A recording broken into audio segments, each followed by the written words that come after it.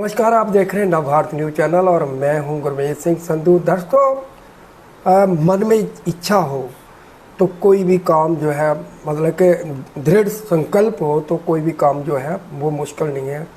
हमारे साथ अग्निहोत्री जम्बाल जो है वो पेशे से वकील हैं और उनके मन में एक ख्वाहिश थी कि मैं भी कुछ हट के करूं ताकि दुनिया जो है मुझे जाने और वो प्लेटफॉर्म जो है मुझे मिले जिसमें मैं जो मेरे अंदर जो पोटेंशियल है वो बाहर निकाले।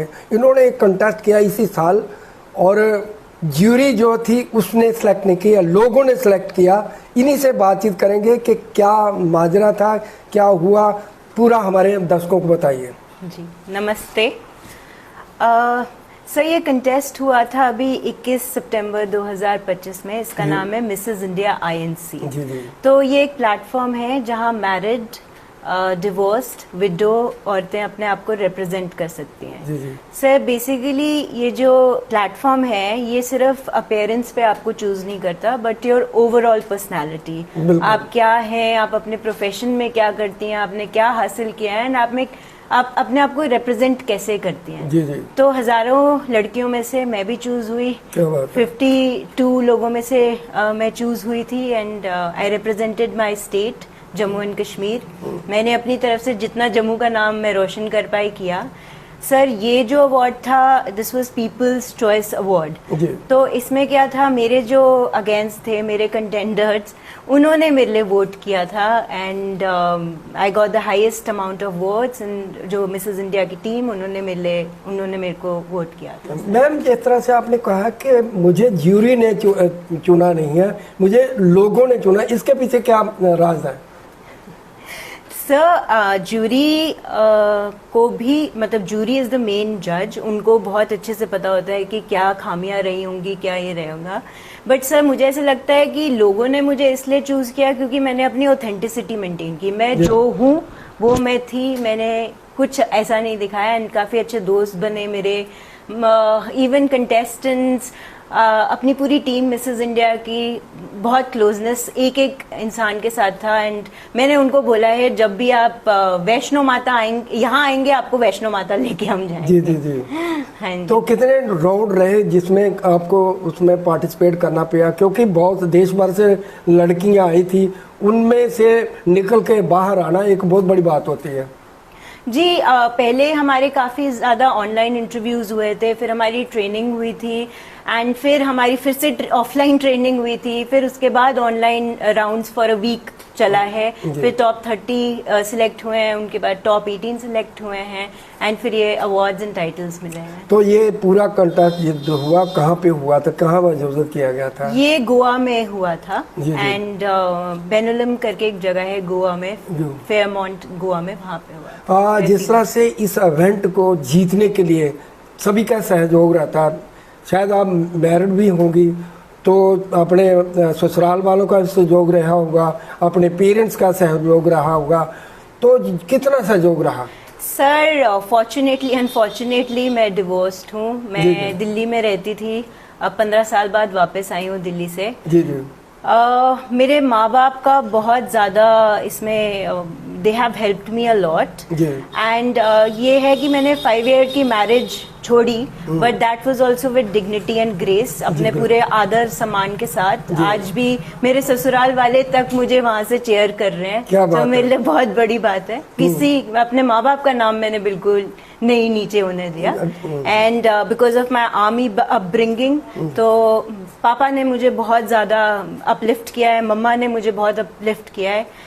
काफी डाउनफॉल्स देखे हैं बट खड़ी हो गई सर। जी, जिस तरह से एक सपना रहता है जब बच्चा पढ़ता है, जब कॉलेज में जाता है तो एक सपना रहता है, क्या आपको ये सपना था कि आपने ये कुछ करके दिखाना या इस लाइन में आके कुछ करके दिखाना है? सर मुझे हमेशा से ये है कि मुझे कुछ लाइफ में बनना है जी। मतलब I have to do something for the society in any aspect. हाँ, मेरे को ये था कि एक बारी तो रैंप वॉक करनी after seeing Sushmita Sen when I was just 8 years old and I was like बाबा मुझे यहाँ पे जाना है। So life took its own U turn and I became a lawyer. But हाँ ये सपना था, बट अभी भी मुझे ये है कि I have to experience life and मैंने लाइफ में कुछ बनना है एंड ये छोटी छोटी सक्सेस ही आगे लेके जाएगी। बट ये है कि मैं हर इंसान को बोलती हूँ कुछ भी मिले लाइफ में, फेम मिले, दौलत मिले, कभी सर पे मत चढ़ने देना। बिल्कुल बिल्कुल। तो जिस तरह से आप यहाँ तक पहुँचे तो जाहिर सी बात है कि आपको गाइड करने वाला भी कोई ना कोई होगा जो इस जगह प्लेटफॉर्म पे वो वॉक करने के लिए, रेड कारपेट पे वॉक करने के लिए कुछ ना कुछ टिप्स देते हैं, टेक्निकल चीज़ें होती हैं। जी जी।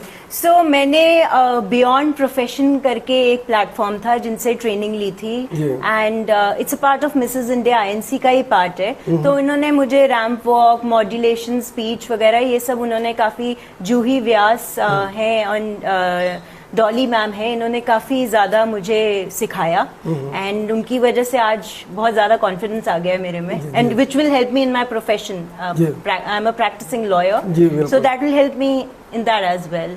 जिस तरह से आप इस प्रोफेशन में, अब लोग आपको जानना शुरू हो गए हैं क्या?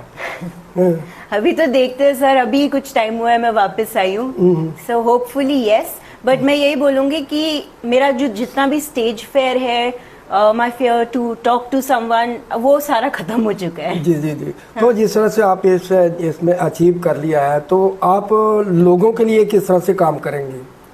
सर जैसे इस पैजेंट में मैंने आपको बताया है, it is not only on the basis of appearance, ये ओवरऑल पर्सनालिटी देखते हैं और आपकी एक कॉज होनी चाहिए। सो सर मेरी कॉज मैं लेके गई थी एनिमल राइट्स एंड वेलफेयर। बिल्कुल। तो बीइंग अ प्रैक्टिसिंग लॉयर, मैंने पहले भी इसमें काम किया है एनजीओज में दिल्ली में as their legal representative and फिर मैंने I really dream of opening a 24 hours animal hospital. जी जी।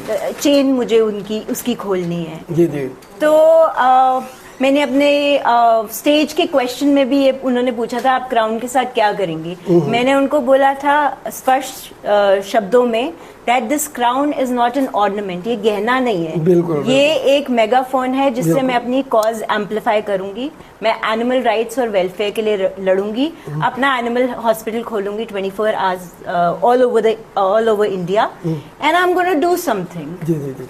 मैडम एक और भी सपना रहता है कि आप कोई पूरी दुनिया में छाना चाहते हैं, एक और भी एक प्लेटफॉर्म है मिसेस वर्ल्ड का भी, क्या वो भी सोचा है कि उसको भी अचीव करना है क्या? सर अपॉर्चुनिटी मिलेगी, I will take it if I get the opportunity, but I will for now I want to stick to my profession.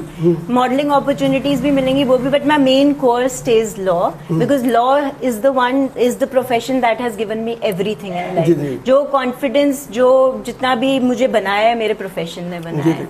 Ma'am एक सवाल लास्ट में यही है कि वो लोग, जो महिलाएं जो कई बार क्या होती है हताश हो जाती हैं, एक डाइवोर्स हो जाता है या किसी कारण उनको वो अपॉर्चुनिटी नहीं मिलती, खासकर मैरिड जो लड़कियां हैं, उनको क्या संदेश देंगी हमारे चैनल के माध्यम से? मैं उनको यही संदेश दूंगी कि मैं भी आप में से कभी एक रही हूँ। मैंने बहुत बुरा टाइम देखा है लाइफ में एंड मैं लिटरली इंग्लिश में कहते हैं रिजन फ्रॉम द एशेज। मैंने लिटरली अपने आप को संभाला है, उठाया है।